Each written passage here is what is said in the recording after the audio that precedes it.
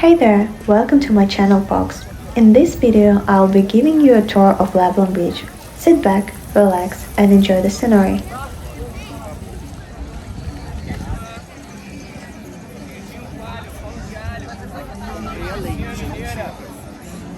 Coraçãozinho, contrafilé.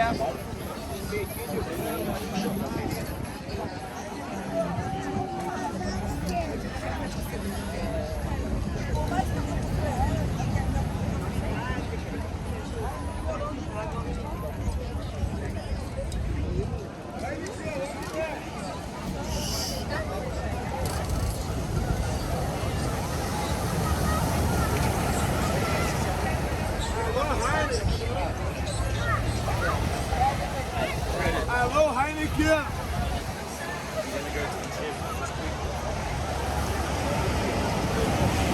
Boa tarde, fazer uma promoçãozinha para vocês.